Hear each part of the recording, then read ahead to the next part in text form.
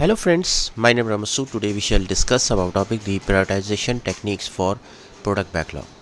Friend, today's topic is very interesting, especially if you have interest in project management and Scrum framework and you want to learn about it. So let's start, friend. Friend, prioritization techniques we used for prioritizing the product backlog items. Basically, product backlog is a set of features required for a product. Friend, product backlog is a crucial aspect of Agile and Scrum methodologies whenever we are working in a Scrum based project for a software based project. So what we do generally, we make a product backlog. Product backlog contains have all the feature set, requirements, bug fixes for the product. Now the product backlog must have to be prioritized. Prioritization means that the priority which is basically on the highest, it should be on the top level, and the priority which are on the low, it should be on the bottom.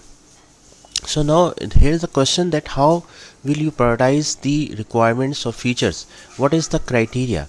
So it involves organizing and ordering the items in the product backlog based on their importance, value and dependencies, and effective prioritization ensures that the development team focus on delivering the most valuable features and improvements early in the development process. So basically these prioritized product backlog items are basically used by the Scrum development team for the development of the project or software.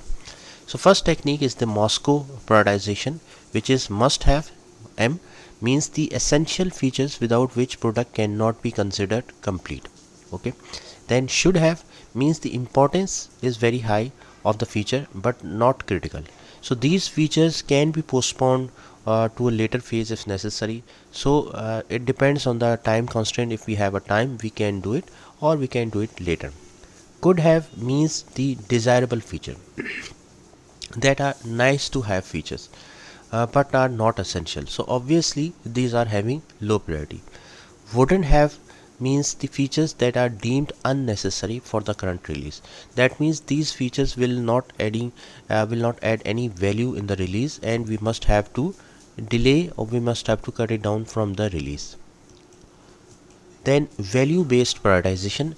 Value based prioritization means the items or features which are available in the product backlog consider the revenue potential, customer satisfaction and strategic alignment. So that means what is the value of that feature. So we can also use the technique like cost of delay, so that it can be used to quantify the impact of delaying a particular feature. So basically we are considering that what is the value of that feature, and based on that value we can prioritize that product feature. Okay, that value can be a revenue based value, that value can be based on customer satisfaction. So you can assign a value for each item, product, feature, and then you can take the decision accordingly as well. Then Kano model is basically consist on three types: basic needs, performance needs and delighters. Basic needs means the fundamental requirement. Fundamental means that without those requirements you can't do anything, like they must have to be available in the product. Performance needs are features that add value proportionally. That means that they are necessary. For example, let me give you an example. uh, the If you are performing a sale transaction, for example, so sale transaction must have to be performed end to end, so this is a basic need. Okay, then the sale transaction must have to be completed in 3 seconds. So this is a performance requirement.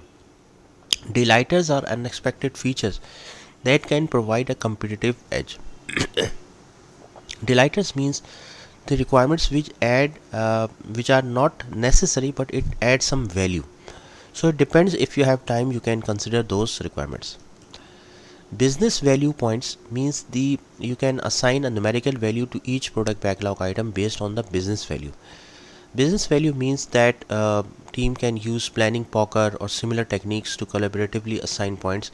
Like the team can sit in a conference room and they can assign a business value to the requirement. Business value means that not generally that what business value you will get. For example, the customer satisfaction will increase, financial value will increase. So basically business based on the business value you can prioritize the product backlog. Then RISE means reach, impact, confidence and effort. Again, it's a scoring system. Reach means the number of user impacted through the product feature. Impact means the impact on each user. Confidence means the level of certainty in the estimates, and the effort means the development effort required. So the formula is reach multiplied by impact multiplied by confidence divided by effort. So basically, by using this formula, again you can get a value and you can assign that value to the product feature and calculate this its priority accordingly. Then WSGF, weighted shortest job first. So that means calculated as the cost of delay divided by the job size. So cost of delay includes factors like time sensitivity, market risk, customer impact and more. So the idea is to prioritize items with the highest WSGF to optimize overall value delivery. Again, the formula here is the cost of delay, that means how much you can delay, so what is the cost there, divide by the job size, what is the size of the requirement, so you can get the WSGF value. So if WSGF value high, so overall value of delivery will also be high. Dependencies and sequencing means whenever you are working for a backlog items, a feature set, obviously one feature, many time it happens that one feature is dependent on any other features, so some features may need to be developed before others. Sequencing involves arranging items in a logical order, ensuring that prerequisites are addressed first. So that means it is necessary to complete the product feature, ABC product feature, before XYZ product feature, because it is dependent on that. Okay, so considering all those factors, dependencies as well, to prioritize the product backlog as well. Then customer feedback and user input mean regularly gather feedback from customers and end users to understand their priorities. Again friend, the customer feedback is very important because it helps in adjusting the backlog based on real-time user needs and preferences as well. Again, the product which you are making, obviously you are making for a customer, and customer feedback is always the most important thing.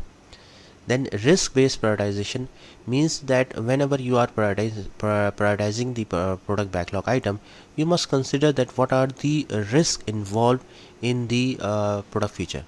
So you must have to ensure that the potential roadblocks are addressed proactively, and the risk which are involving, so based on the risk factor, you must have to prioritize accordingly as well.